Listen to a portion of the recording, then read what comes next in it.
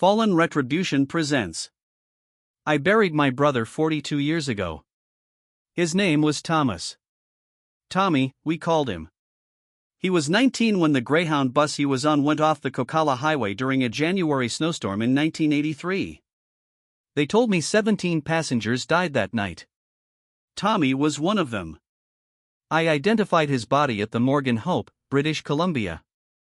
I was 23 years old, and I had to tell our mother that her youngest son was gone. Last Tuesday, my phone rang at 2 o'clock in the morning. The caller ID showed a number I didn't recognize, but the area code was 604, Vancouver. I almost didn't answer. At 65, you learn that nothing good comes from calls at that hour. But something made me reach for it. Maybe it was the same instinct that used to wake me when Tommy had nightmares as a kid. I answered. A voice said, "David? Is this David?" I sat up in bed, my heart suddenly pounding against my ribs. The voice was uncertain, like someone who hadn't spoken in a very long time. But underneath that roughness, there was something that made my blood run cold. "Who is this?"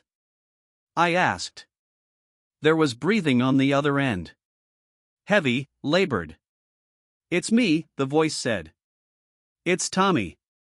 Imagine getting a call from someone you buried decades ago. What would you do? Stay with Fallen Retribution to find out what happened next. I dropped the phone. My hands were shaking so badly I could barely pick it up again. When I did, the line was still open. I could hear him breathing. "This isn't funny," I said, my voice cracking. "Whoever you are. This is sick. My brother died 42 years ago." "I know," the voice said. "I know how long it's been. I just figured out who I am. I found something. A newspaper clipping about the bus crash. And there's a picture of me, but the name under it says Thomas Carr. That's me, isn't it? I'm Thomas Carr." I couldn't breathe. The room was spinning. "Where are you?" I managed to say. I don't really know. A place called the Downtown East Side. Someone told me that's what it's called. I've been here a long time. I think I live in a shelter on East Hastings Street. But I don't remember. I don't remember how I got here. I don't remember anything before about 15 years ago. Just waking up in a hospital, and they said I'd been found on the street, and I didn't have any ID, and I couldn't tell them my name. My mind was racing. This couldn't be real. This had to be some kind of scam. Someone who'd found Tommy's name somewhere and decided to torture me with it. "What do you remember?" I asked, testing him. "Nothing clear, just feelings. Sometimes I dream about snow, about being cold, about people screaming. And sometimes I dream about a house with a blue door. And someone used to make pancakes with blueberries. Every Sunday." I felt the tears start then, hot and sudden, because I remembered that house. I remembered that blue door. And I remembered Mom making those pancakes every Sunday morning without fail. And Tommy always ate twice as many as anyone else. He remembered our mother's pancakes. But how? Keep watching Fallen Retribution, because this story is about to shatter everything you think you know. "What do you look like?" I asked, my voice barely a whisper. "Old," he said. And there was something like sadness in his voice. "Really old. My face is... I don't know how to describe it. Weathered, I guess. I've lived rough for a long time, but I found this picture in the newspaper from the accident. And even though it's 42 years old, I can see it. I can see myself in that face. We have the same eyes. Tommy had a scar," I said, "on his left forearm from when he fell off his bike when he was 7. 12 stitches. There was a long pause. "Then, I have a scar on my left forearm. It's old. Really old. I never knew where it came from." I was crying now. Really crying in a way I hadn't cried since the day we buried him. Give me your address, I said. I'm coming to get you. I don't think you should, he said quietly. I don't think I'm the person you remember. I don't remember being him. I'm just someone who's been living on the streets for longer than I can recall. I probably smell bad. I probably look scary. I just wanted to call because I thought someone should know that maybe I didn't die in that crash. That maybe there was a mistake. Tell me where you are, I said firmly. Right now. He gave me the address of a shelter on East Hastings. I wrote it down with shaking hands. It was a 7-hour drive from Kelowna to Vancouver. Longer if the roads were bad. I looked at the clock. 2:15 in the morning. Stay there, I said. Don't go anywhere. I'm leaving right now. I'll be there by noon at the latest. Do you understand? Don't leave. Okay, he said softly. Okay, David, I'll wait. The line went dead. I sat there in the darkness of my bedroom for maybe 30 seconds, trying to process what had just happened. Then I was moving, pulling on clothes, grabbing my wallet and keys. My wife Sarah stirred in bed. David, what's wrong? I have to go to Vancouver, I said, and my voice sounded strange, disconnected. Now at 2 o'clock in the morning, David, what's happened? I looked at her. This woman I'd been married to for 38 years, and I didn't know how to say it. How do you tell someone that the brother you buried 4 decades ago just called you on the phone? I'll explain later, I said. I have to go. I'm sorry. I was out the door before she could ask any more questions.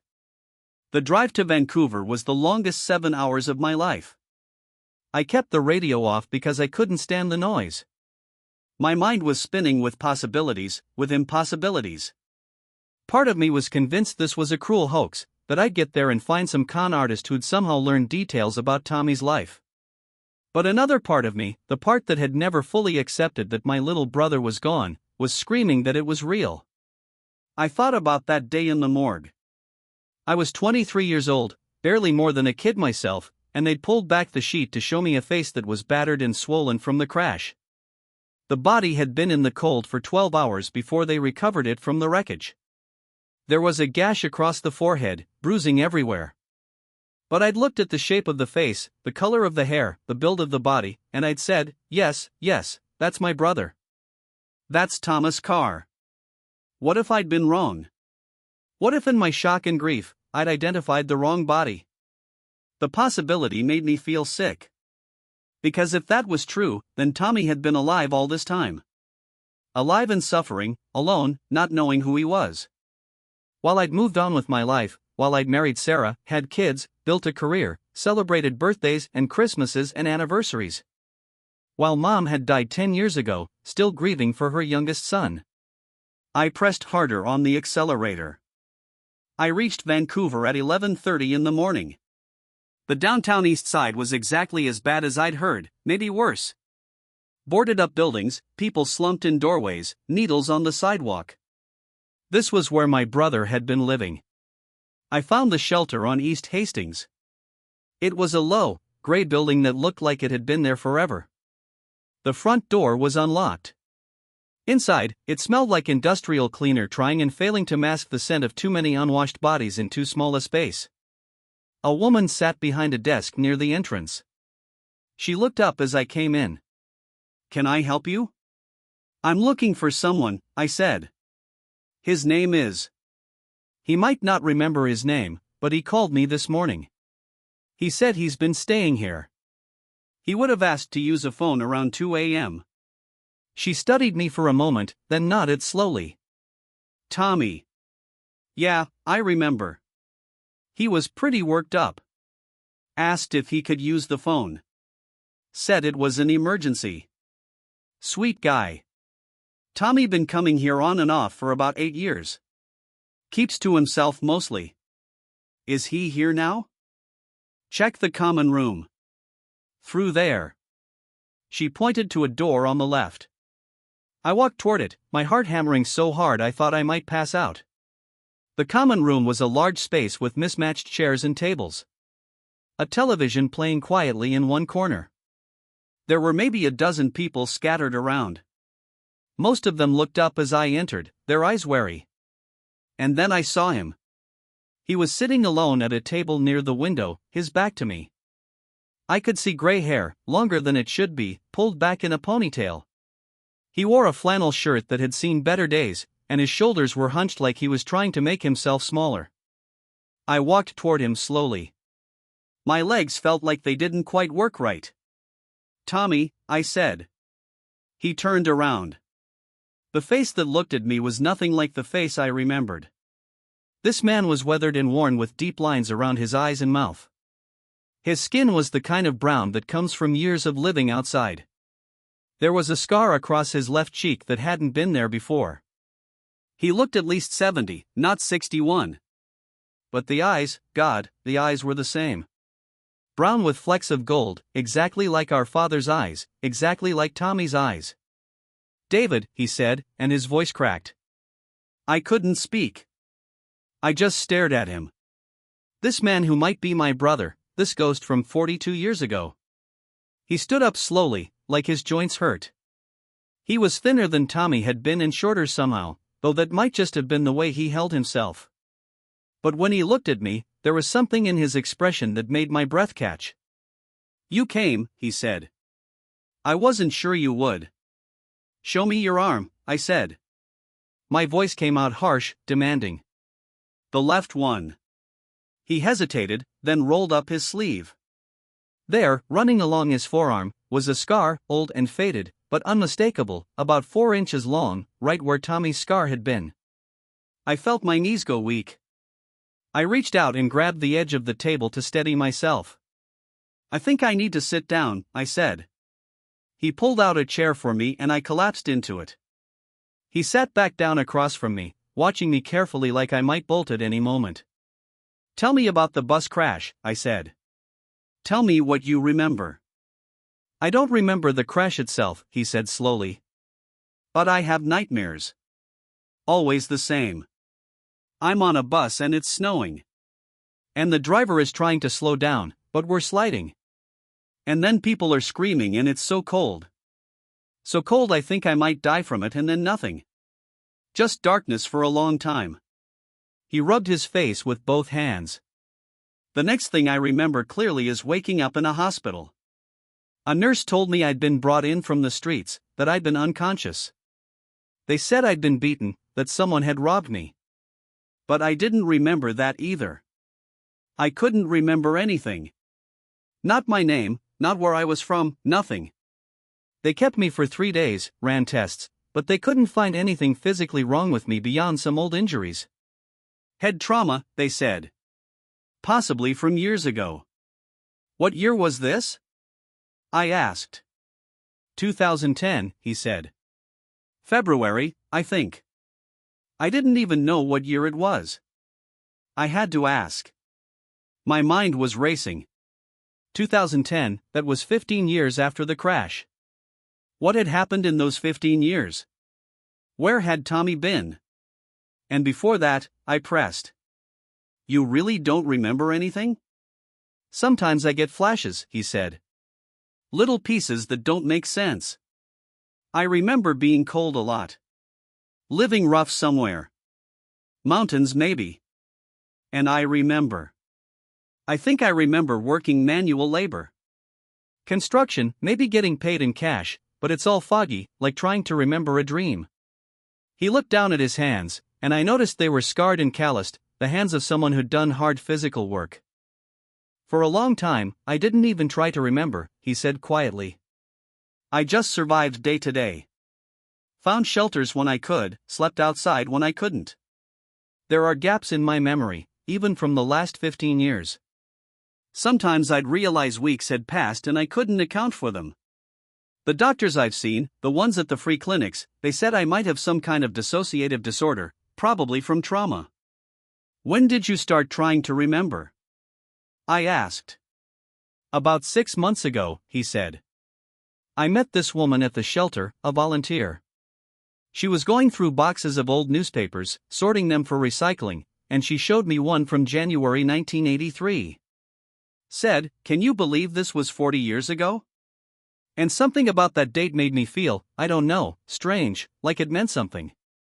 He reached into his pocket and pulled out a carefully folded piece of newspaper, yellowed with age. He unfolded it gently, like it might disintegrate in his hands, and pushed it across the table to me. It was a front-page article about the bus crash, 17 dead in highway disaster, the headline read. And there in a small photo grid of the victims was Tommy's face, young, smiling, a high school graduation photo that Mom had given to the newspaper. "I looked at that picture for a long time," he said, "and something clicked. I knew that face, not from a mirror. I don't look like that anymore, but from somewhere deep inside, in the name underneath, Thomas Carr. I kept saying it over and over, Thomas. Tommy. And it felt right. It felt like my name." I stared at the newspaper clipping at my brother's young face smiling back at me. "I started looking for more information," he continued. "There's a library near here." The librarian helped me search old records. I found the obituary. I found the list of survivors' family members left behind. Your name was there, David Carr, brother. And there was an address in Kelowna. It took me 3 months to work up the courage to call. I didn't know if you'd even still be there. I didn't know if you'd believe me. "I'm not sure I do believe you," I said. And it came out harsher than I meant it to. "I'm not sure I can believe you because if you're Tommy, then I identified the wrong body. I told our mother the wrong son was dead. Do you understand what that means?" He flinched, but he nodded. "I'm sorry. I'm so sorry. I know this is. I can't imagine what this is like for you." "Mom's dead," I said, and I heard my voice break. "She died 10 years ago. She spent 32 years thinking you were gone. She never got over it. And if you're really Tommy, then she died not knowing you were alive." The tears were streaming down my face now. And I didn't care who saw the man across from me. Maybe Tommy was crying, too. Silent tears running down his weathered face. "I'm sorry," he whispered. "I'm so sorry." We sat there in that shelter common room, 2 old men crying while people walked past and pretended not to notice. Finally, I wiped my face with my sleeve and looked at him. Really looked at him. "We need to do a DNA test," I said. "That's the only way to know for sure." He nodded. "Okay, yes, I want to know, too. I need to know." I pulled out my phone and started searching. There was a place in downtown Vancouver that did same-day DNA testing. Private lab, expensive, but they could have results in 48 hours. I called them and made an appointment for 3 o'clock that afternoon. "Come on," I said, standing up. "Let's go get this done." He stood too, moving stiffly. As we walked out of the shelter together, I realized how much shorter he was than me now. Tommy had been almost my height when he died, or when I thought he died. This man was at least 3 inches shorter, but then years of malnutrition and living rough could do that to a person. We drove to the lab in silence. I kept glancing at him in the passenger seat, trying to see my little brother in this weathered stranger. Sometimes I could see at the shape of his ear, the way he rubbed his thumb against his fingers when he was nervous, a habit Tommy had always had. Other times, he looked like a complete stranger. The DNA test was simple. Cheek swabs for both of us, paperwork, payment. The lab technician said they'd call me with the results in 48 hours. As we left the lab, I realized I hadn't thought about what came next. "Where are you staying tonight?" I asked him. "The shelter, I guess." "Same place." I looked at him, at this man who might be my brother, standing on the street corner in clothes that had been worn too many times and shoes that were falling apart. And I couldn't do it. I couldn't just leave him there. "Come on," I said. "I'm getting a hotel room." "You're staying with me." "You don't have to do that." "I know." "Come on." I found a hotel near Stanley Park. Got a room with 2 beds. The desk clerk gave us a look, me in my clean clothes and him looking like he'd been living rough, but I didn't care. I paid cash and got the key. In the room, I ordered pizza while he took a shower. He was in there for almost 45 minutes. When he came out, his hair was wet and clean, slicked back from his face, and he'd shaved off a patchy beard. And suddenly, I could see it more clearly. The shape of his face, the set of his jaw, Tommy's jaw. We ate pizza in near silence, the television playing quietly in the background. Finally, he spoke. "Thank you," he said.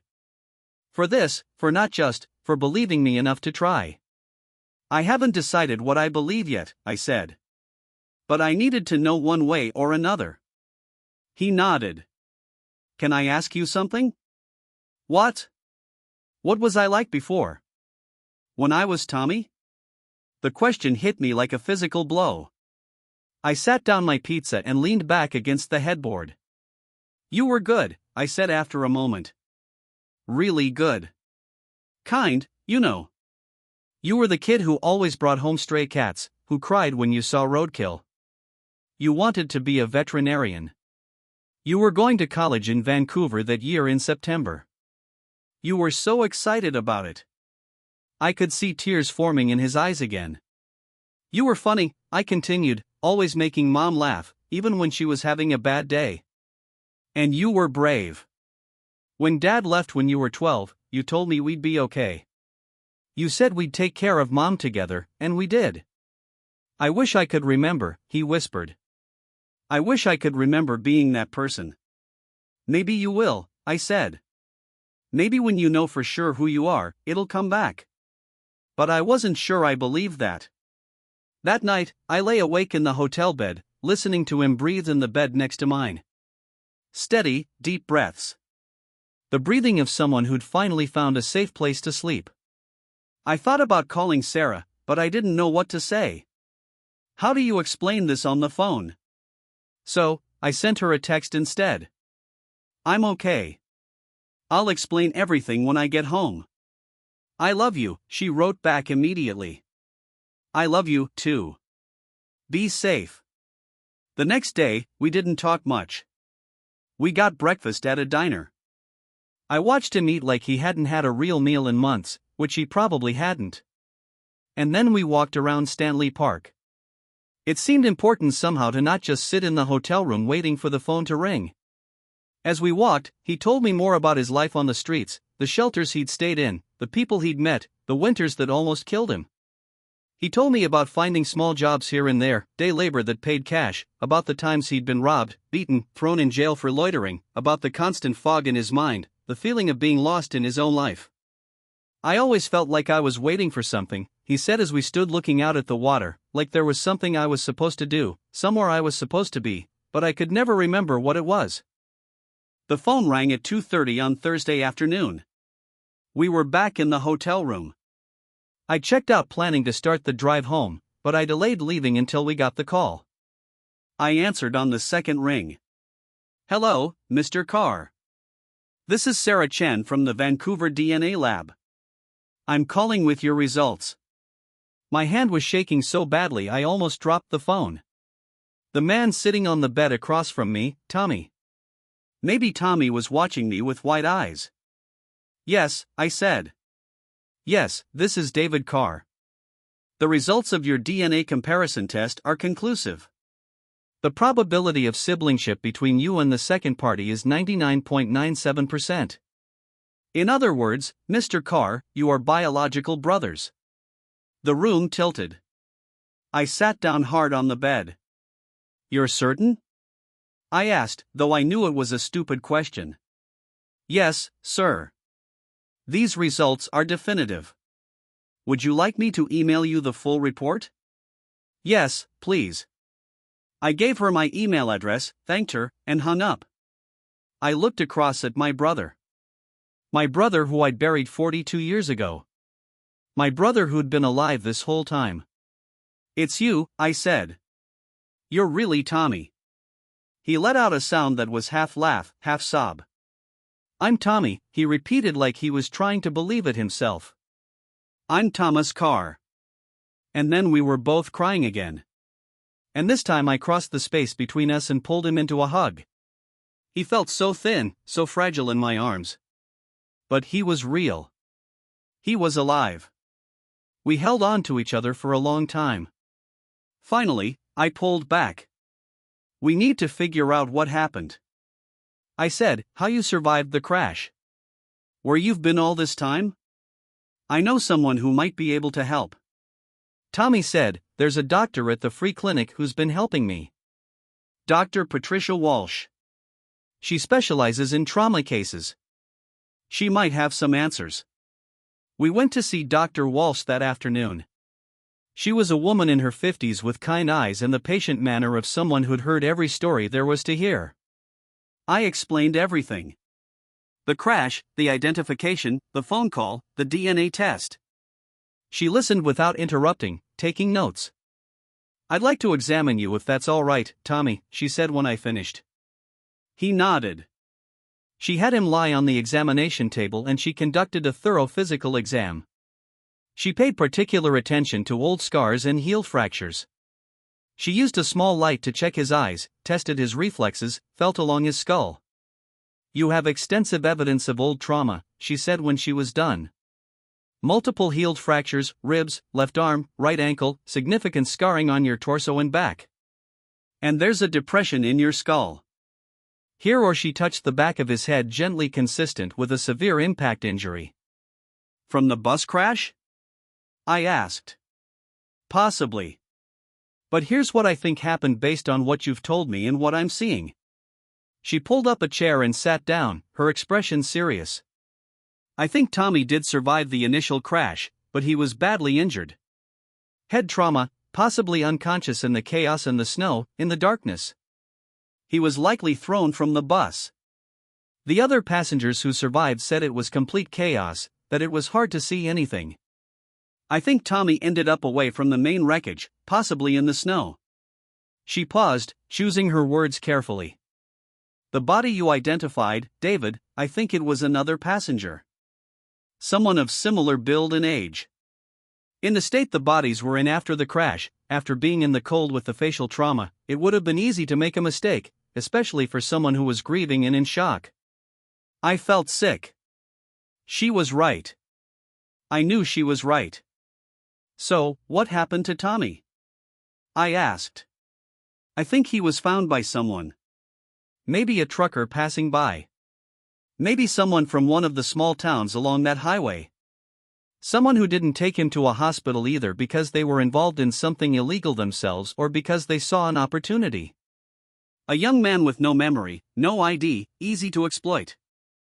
You think someone kept him? I asked, my voice hollow. I think someone used him, she said quietly. For labor, most likely. There are operations in remote areas of BC.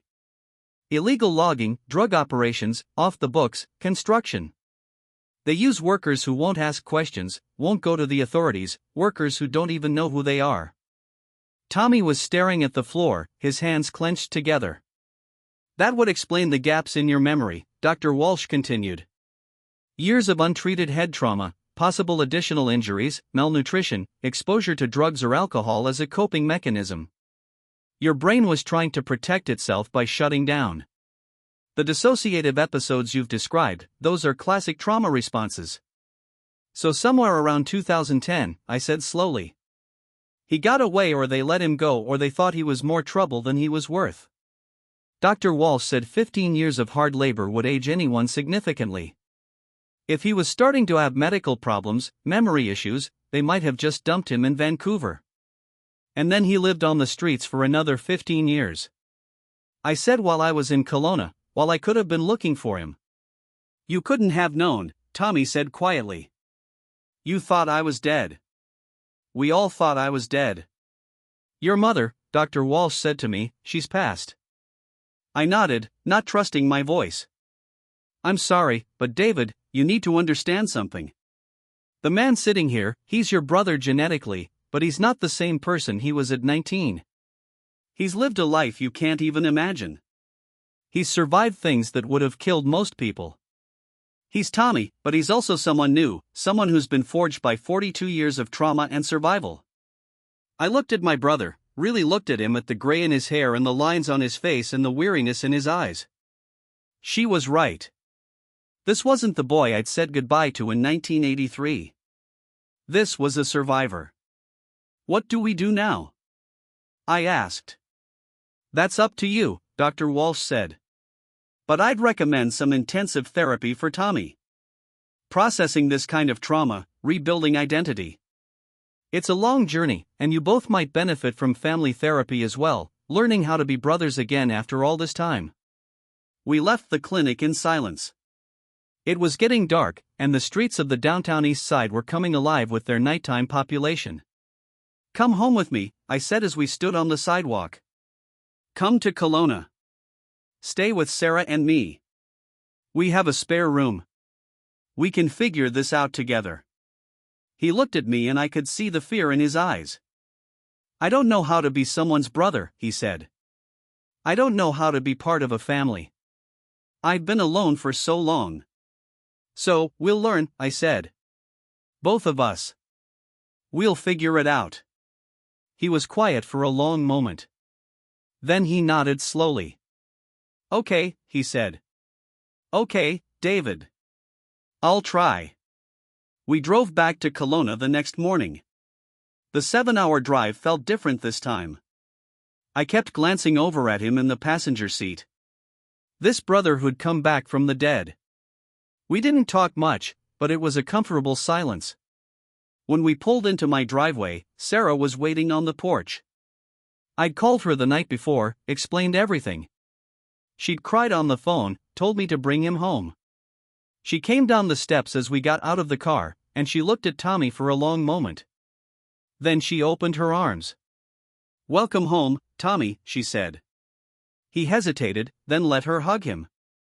I saw his shoulders shake, and I knew he was crying again. That was 3 months ago. It hasn't been easy. Tommy has nightmares almost every night. He struggles with crowds, with loud noises, with being inside for too long. He sees a therapist twice a week, and we're working through decades of trauma, one session at a time. But he's remembering things. Small things at first.